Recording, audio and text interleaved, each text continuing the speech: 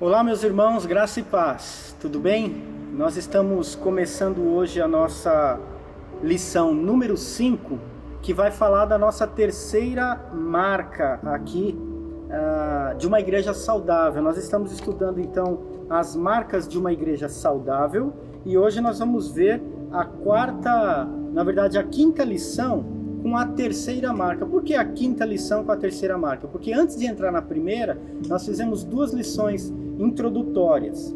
E na semana passada a gente viu com o presbítero Felipe aqui, a lição 4, né? A teologia bíblica. A teologia bíblica, ela então é a que fundamenta o nosso evangelho, tá bom? E o que nós vamos ver hoje então é o evangelho. Vou pedir que você abra sua Bíblia no Evangelho de Marcos, capítulo 16.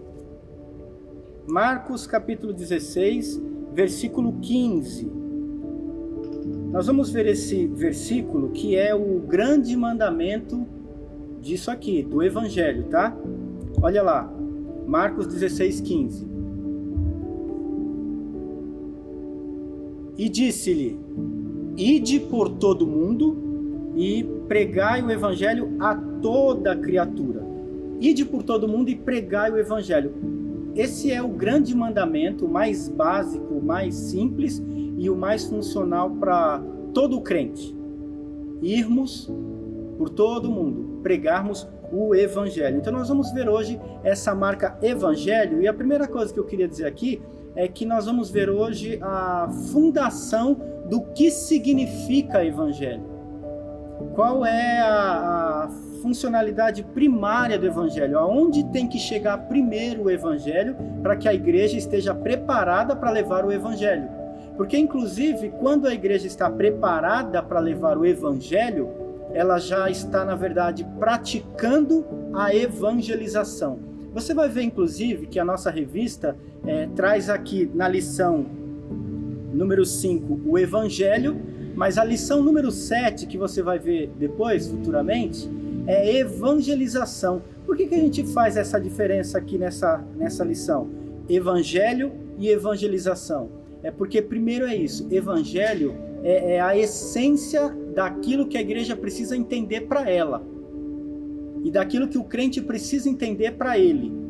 Depois que a igreja entende isso e que o crente entende isso, aí ela vai sair lá fora praticando isso lá fora. Aí sim, ela está praticando a evangelização.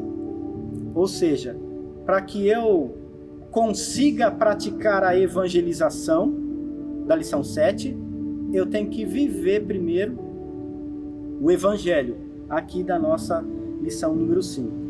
Tá ok? Então, ide por todo o mundo e pregai o Evangelho a toda criatura. Marcos 16, 15. A primeira coisa que a gente precisa entender é que o Evangelho ele é então um mandamento. Um mandamento o qual você como crente, eu como crente, ou nós como igreja, precisamos sim viver, praticar, mas mais do que viver o Evangelho, nós vivemos o Evangelho quando praticamos a pregação dele lá fora. Tá ok? Olha essa frase aí logo abaixo da introdução na sua revista, caso você esteja com ela aí. Uma igreja saudável é uma igreja em que cada membro, novo ou velho, maduro ou imaturo, une-se ao redor das maravilhosas boas novas de salvação por meio de Jesus Cristo. Ou seja, como é que um grupo consegue levar as boas novas de Jesus Cristo? E boa nova significa evangelho, né?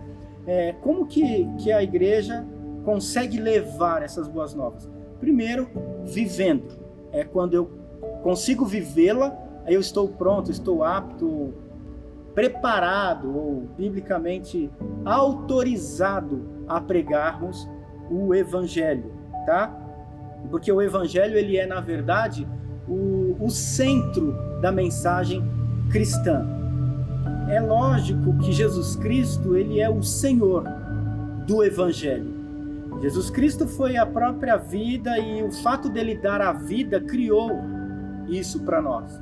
Mas quando eu comunico, então eu estou realmente pregando o Evangelho, levando esta mensagem. O Evangelho então é o centro da mensagem cristã, tá ok? E nós precisamos entender isso. Ainda aí, nesse segundo parágrafo da sua revista, caso a tenha, imagine um cardiologista que não sabe o que é um coração.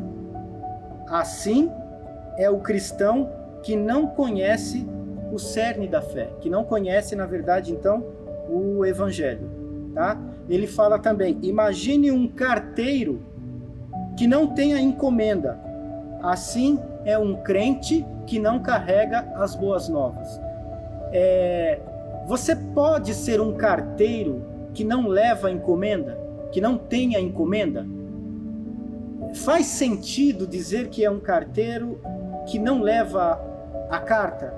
Você é um mensageiro que não leva a mensagem? Então, é por isso que antes de levar a mensagem, tá? Antes de sermos evangelistas, da lição 7, precisamos viver o evangelho aqui nessa lição número 5. Tá ok? O evangelho, ele na verdade, ele fica pobre quando ele não tem a essência da pessoa que está levando, não está vivendo, não está praticando. Então, ele é pobre, né? É como se houvesse um recorte.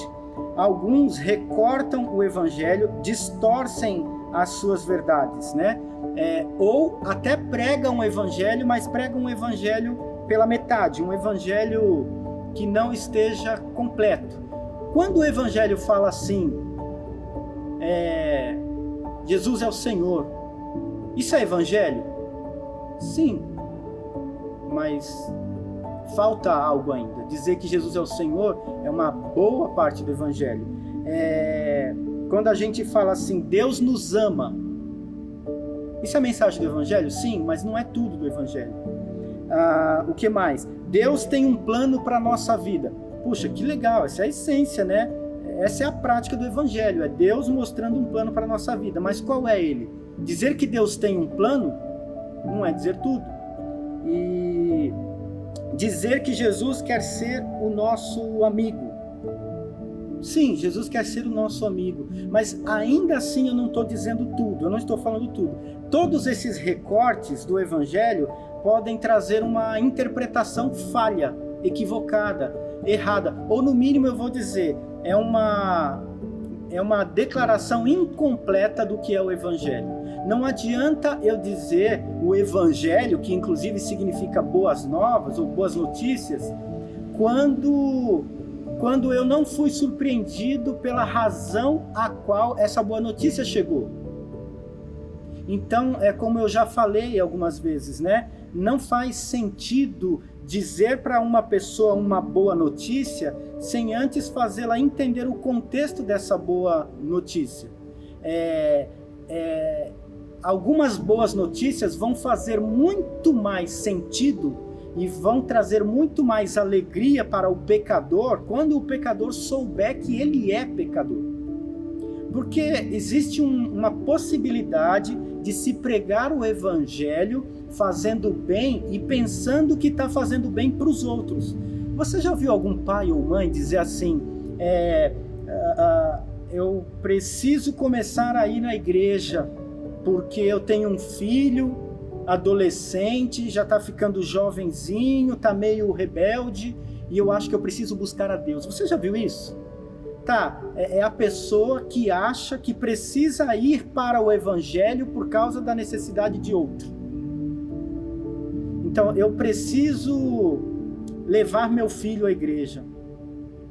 Meu marido anda com problemas emocionais, eu preciso levar o meu marido para o evangelho. O evangelho existe para tratar problema emocional? Ou apenas isso? Então, todas as particularidades do evangelho precisam ser narradas junto com ele, tá ok? A gente está terminando então esse primeiro ponto aqui de introdução e eu quero que você pense em 2 versículos para a gente fechar ele. Romanos 3, 23. É bastante conhecido, a grande maioria de nós sabe, né? Até de cor. Romanos 3, versículo 23. Fala que todos pecaram, não é isso? Todos pecaram. Olha lá. Romanos 3:23. Pois todos pecaram e carecem da glória de Deus. Todos. Todo ser humano pecou. É um pecador. Primeiramente, ele já é pecador por fazer parte da humanidade. É um ser humano. Assim como o primeiro ser humano, Adão, e os primeiros seres humanos, ou o primeiro casal humano, Adão e Eva, pecaram. Uma vez que os primeiros pecaram, todos são pecadores. Então a humanidade é pecadora, né? A humanidade é pecadora, tá ok?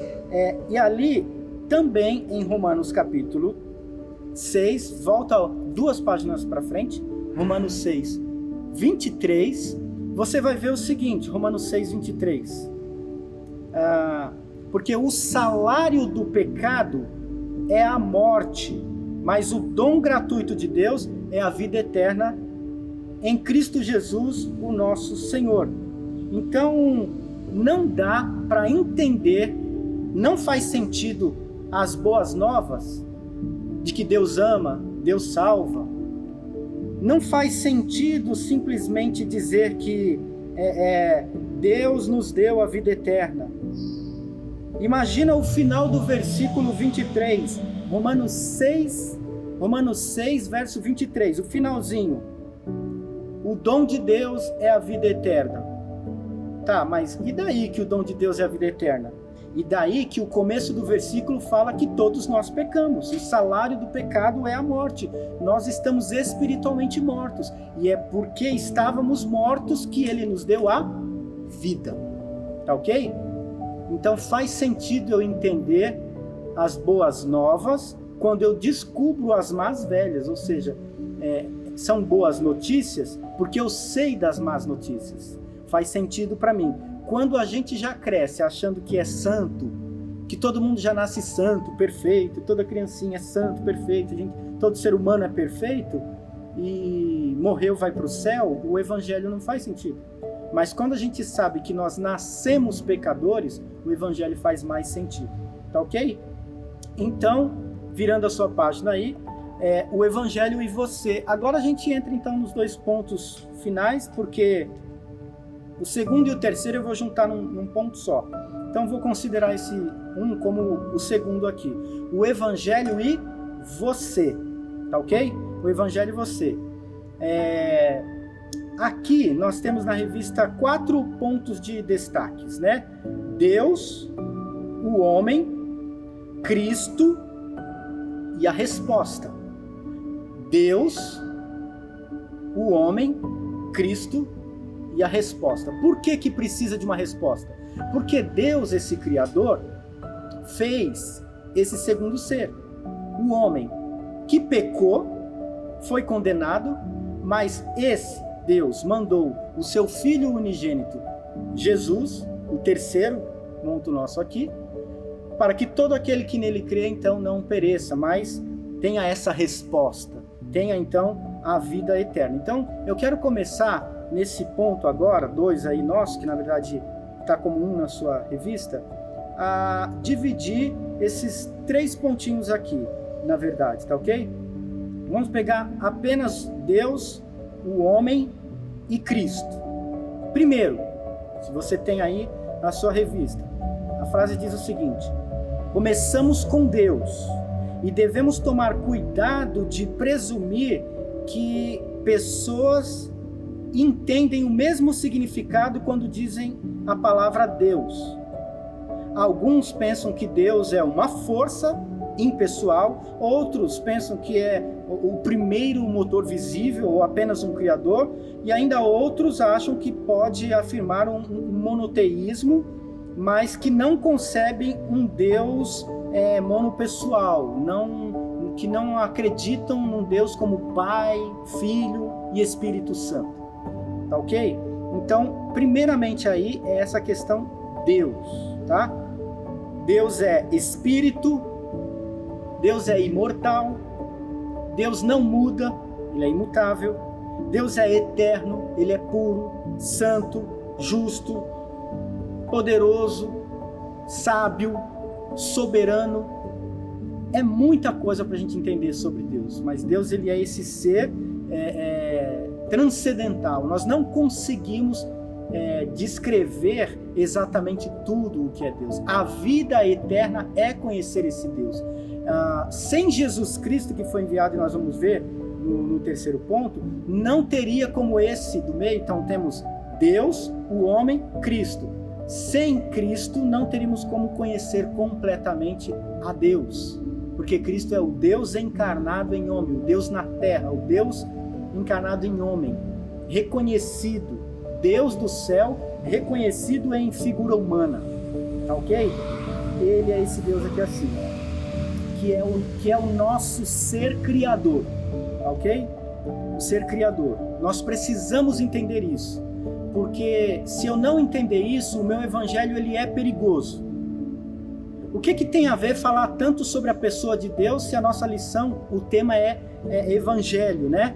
Ora, se eu não entender a pessoa de Deus, eu vou pregar um evangelho fragilizado, fragmentado, ok? Segundo, o homem. Se eu não pregar o evangelho como sendo o evangelho de um Deus todo-poderoso e soberano, eu também corro o risco quando eu prego um evangelho com um ser humano muito bonzinho demais, perfeito demais, né? O ser humano como alguém tão bom,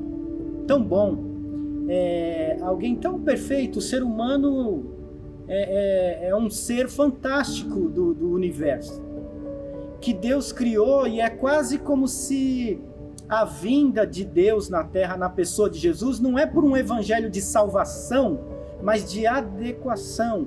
Não é por um evangelho de que Deus transportou o homem para perto de si. É como se não entendesse que esse homem, para ser transportado, ele precisa ser salvo. Ele precisa ser salvo. Não é simplesmente transportar. Antes de Deus levar, inclusive Deus tem que matar todo o pecado que tem no ser humano, para que ele consiga então subir santo, limpo para o céu, não é?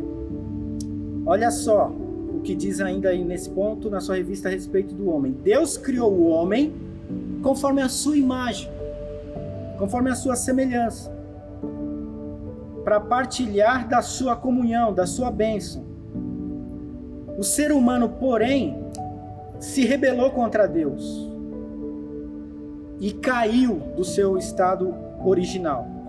Então, o problema fundamental do ser humano aí é o pecado, tá? O problema fundamental da humanidade é que todos nós somos pecadores, como o versículo que nós lemos de Romanos. Todos são pecadores, todos os seres humanos, por natureza e por escolha, e portanto nós estamos sujeitos à ira de Deus, quando ele julgar os vivos e os mortos. Então, Deus é santo e perfeito, nós viramos pecadores imperfeitos, então não dá para ter comunhão. Até aí. Deus é santo e é perfeito. Agora, por mais que ele me ame, não tem como ter comunhão, porque ele é santo e é perfeito. Eu sou pecador e imperfeito. Ainda que ele me ame, não dá para conviver uma eternidade comigo assim.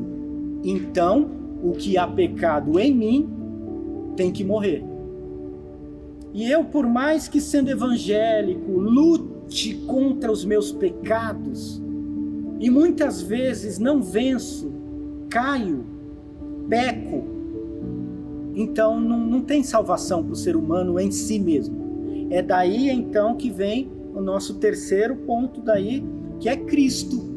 Cristo então é o que faz esse Deus, através de Cristo, resgatar esse homem para o seu evangelho. Ok? Olha aí então o que fala sobre Cristo nesse quarto e último ponto desse parágrafo aí, desse ponto aí. Contudo, Deus amou ao mundo de tal maneira que deu o seu Filho unigênito para que todo o que nele crê não pereça, mas tenha a vida eterna. Isso é João 3,16. Então a gente entra aqui agora no nosso terceiro e último ponto, que na verdade eu estou juntando o segundo aí para quem está acompanhando a revista, é o segundo e o terceiro, pegando esses textos todos aqui. Esse parágrafo aqui eu vou ler mesmo como está na revista, porque são 5 versículos separados, tá, de cada livro, e eu quero com eles ler para você. Olha só: contudo, Deus amou o mundo de tal maneira que deu seu Filho unigênito para que todo que nele crê não pereça, mas tenha a vida eterna. Ou seja, Jesus Cristo. Um Jesus Cristo quem? Que encarnou. Vamos ver onde encarnou? Que viveu perfeitamente entre nós. Foi entregue por causa das nossas transgressões. Foi entregue aonde? Na cruz. Na cruz do quê? Do Calvário. Da onde? Da terra. Que terra? Essa aqui é onde ele viveu. Viveu como? Como gente, como humano, como eu, como você. Tá ok? Que foi entregue por causa das nossas transgressões e ressuscitou para a nossa justificação. Onde fala isso? Romanos 4, 25. Tá ok? Que ele ressuscitou para a nossa justificação. Então não bastava morrer por mim. Ele também morreu por mim e ressuscitou para a nossa justificação. Tá? Subiu ao céu, sentado à destra do Deus Pai, e voltará para julgar os vivos e mortos pela sua manifestação. Aonde está isso?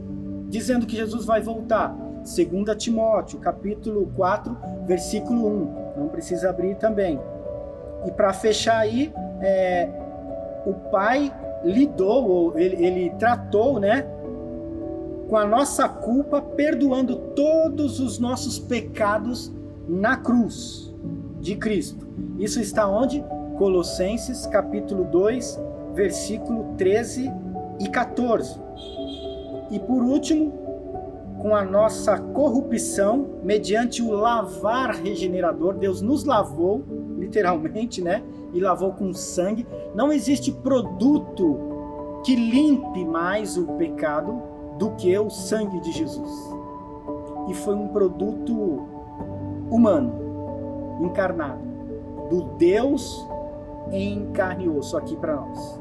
O Deus encarnado em homem, que veio derramar o seu sangue para cumprir isso. E aí então, com a nossa, mediante o lavar regenerador e renovador do Espírito Santo. E aí entra então o lavar regenerador, tá? E renovador do Espírito Santo. Então, essa mistura do sangue de Cristo que lava também é um lavar regenerador de quem? Do Espírito Santo, conforme Tito 3,5. Então a gente vê realmente a salvação como o Pai, o Filho e o Espírito Santo. Quando é que eu realmente então entendo o Evangelho? Quando eu entendo a ação do Deus Trino na pessoa do pecador, que sou eu, que é você, que somos nós, mas salvos pela mensagem desse Evangelho. Quando eu vivo então esse Evangelho, aí a gente encerra pensando agora na questão da igreja, porque agora eu entendi para mim o que eu preciso. Mas eu entendi para mim o que eu preciso desse Evangelho para me salvar. Ele é único, mas ele se manifesta em mim, ele aparece em mim da minha forma, com o meu testemunho. O pecado que ele lavou em mim foi o meu, não foi o teu. O perdão que Deus deu para mim foi do meu distanciamento dele, não do seu, mas você também se distanciou. Eu pequei e você também pecou. Mas, embora o Evangelho seja o único, que perdoa todos os pecadores, cada um de nós é um pecador. Mas se todos nós somos lavados, remidos, perdoados, purificados, então viramos uma única igreja de um único Evangelho, que eu preciso então entender o seu, você entender o meu. Mas como assim o meu, o seu? O evangelho não é único? Sim, é único. E ele precisa ser único, inclusive na igreja, para na hora de passar, os formatos podem ser diferentes, mas a essência não. Os testemunhos podem ser diferentes, mas a essência não. Né? Eu entro aqui agora pensando assim, num exemplo que eu tive quando eu me converti. Quando eu me converti, eu via testemunhos de pessoas que mentiam, era cheia de vícios, eram bêbadas, né, alcoólatras, drogados, viciados, vivia na imoralidade, nas noitadas do mundo, no mergulho de uma comunhão pecaminosa, todo final de semana numa vida de pecado profundo. E eu, com 14 anos, era um adolescente que pensava assim: nunca matei, nunca roubei, obedeço meu pai e minha mãe, procuro ser um bom aluno na escola, tento tirar boas notas, ajudo meu pai, minha mãe, meus irmãos em casa, trabalho, respeito pai, mãe, família, vizinho, tio. Para que eu preciso me converter? Então, quando a gente entende o evangelho, a gente fala: ah, tá, então tudo bem. O evangelho, ele não me salva daquilo que eu fiz. O evangelho me salva daquilo que eu sou. E o que eu sou? Que você é, que todos nós somos, que o mundo inteiro é. Nós somos pecadores. Então, esse evangelho é para nos salvar daquilo que nós somos. E todos nós somos pecadores. Não importa qual é o meu, qual é o seu, qual é o daquele ou daquela, qual é o pecado daquele grupo, qual é o pecado daquele gueto, qual é o pecado daquela tribo, qual é o pecado daquele país, daquela região, daquela cidade, daquele indivíduo. É isso que importa, é o daquele indivíduo. Aquele indivíduo, ele é um pecador. E ele precisa desse mesmo evangelho que o assaltante precisa. Esse indivíduo que é apenas um pecador, que nunca matou, nunca roubou, nunca adulterou, nunca frustrou, nunca assaltou, nunca... Tá bom. Mas o que ele é? Mesmo nunca tendo feito nada disso. O que ele é? Um pecador. Então, o evangelho é para o pecador. O evangelho é para a essência do ser humano e não para a prática do ser humano. A prática do ser humano, quando ele for evangelho, o Espírito Santo vai tratar a prática, as lutas, os pecados, as dificuldades que ele enfrenta, as fraquezas que ele tem. Então o Espírito Santo, depois que ele é do evangelho, vai tratar essas questões. Por isso, então, é importante a gente fazer essa distinção. Olha, tem um evangelho que é para a igreja, tem um evangelho que é para mim. E quando eu penso que é para mim, tem a ver com a minha vida, o que eu sou e não o que eu fiz. Porque pecador é aquilo que todos nós somos, embora os pecados sejam diferentes de cada um dos que nós fazemos. Tá ok? É por isso que a gente tem que dizer que, na verdade, esse evangelho não é também só para mim, nem só para você, nem só para o Joãozinho, para a Mariazinha, para o indivíduozinho. Ele é agora o evangelho da igreja. Abre a sua Bíblia em Efésios, capítulo 5, versículo 25.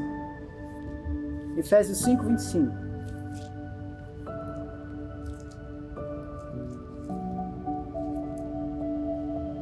Efésios 5, 25, ele diz assim, nós vamos ali do 25, na sua revista está 25b, né? Mas eu vou ler ele inteiro, do 25 até o 27, tá?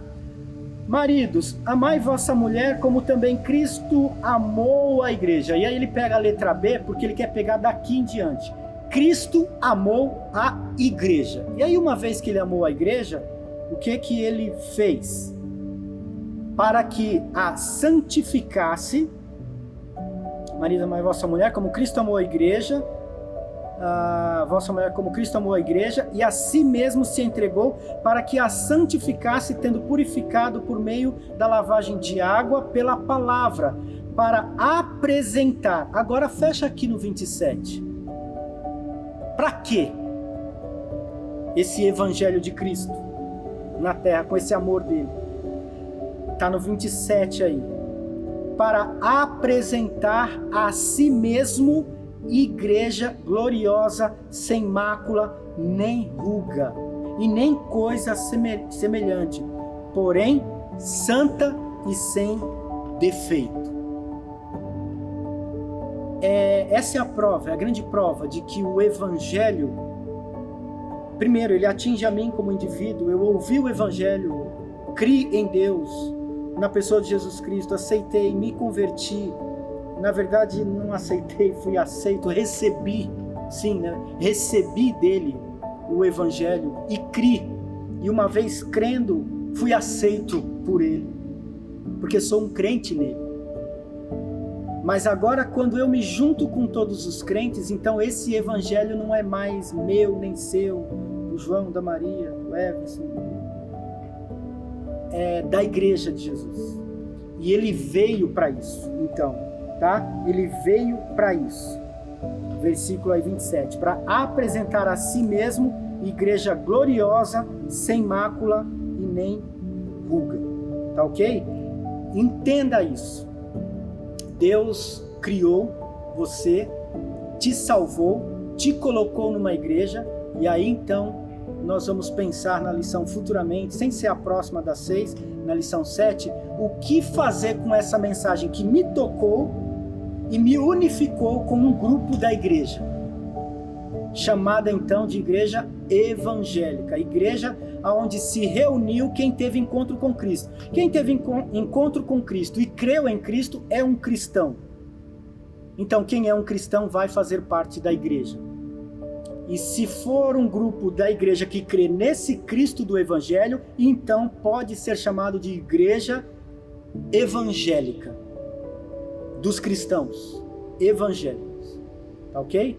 Assim entendendo, é que nós vamos poder fazer com que essa mensagem seja levada lá fora para o que não é mais o evangelho, porque o evangelho é a vida, e sim a evangelização, que é a prática, né, bem atuante daqueles que creram nesse evangelho. Não deixe o evangelho se perder, tá? Não deixe o evangelho perder a sua essência, porque é somente quando a gente entende isso aqui dentro da nossa vida, da sua igreja, da sua comunidade, aí é que nós estamos prontos para pregar esse evangelho lá fora. Porque fora isso, se a gente não entender isso, a gente vai pregar lá fora bom gosto, boas ideias, partes do amor de Deus. Mas Deus quer que a gente leve de fato, plenamente, o seu evangelho. Que eu e você sejamos prontos para isso, em nome e para a glória de Jesus. Amém? Vamos orar? Obrigado, Deus, pelo privilégio de fazermos parte do Evangelho do Senhor. Obrigado por entendermos o Evangelho do Senhor, de que nós, pecadores, precisávamos ser resgatados por Ti nesse Evangelho. E obrigado porque o Senhor nos deu um grupo, a Tua casa, a Tua família, a Tua igreja de evangélicos, a nossa comunidade do Senhor, para que prontos, então, possamos levar lá fora também a mensagem do Evangelho na prática da evangelização. Em nome e para a glória de Jesus. Amém. Deus te abençoe.